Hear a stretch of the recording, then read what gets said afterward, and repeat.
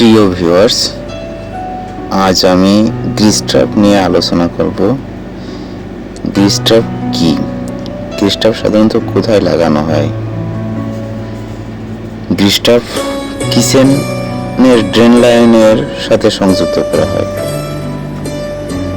কারণ কিচেন থেকে তৈলাক্ত পানি মিশ্রিত পদার্থ আসে, সেটাকে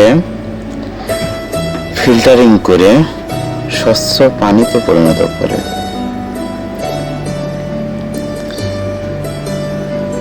এখানে সারি সারি 3টা গ্রিস ট্র্যাপ লাগানো আছে, কারণ এই কিচেন বিল্ডিংটা অনেক বড়, অনেক লোকের খানার আয়োজন করা হয় এখানে। এই কারণে 3টা গ্রিস ট্র্যাপ সংযুক্ত করা হয়েছে এবং এর সাথে দেখছেন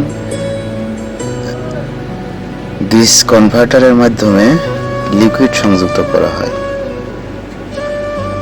লিকুইডের মাধ্যমে স্বচ্ছ পানি নিষ্কাশন হয়।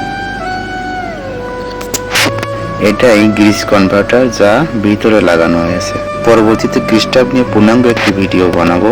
গ্রিস ট্র্যাপ সম্পর্কে আপনাদের কোনো মন্তব্য থাকলে জানাবেন।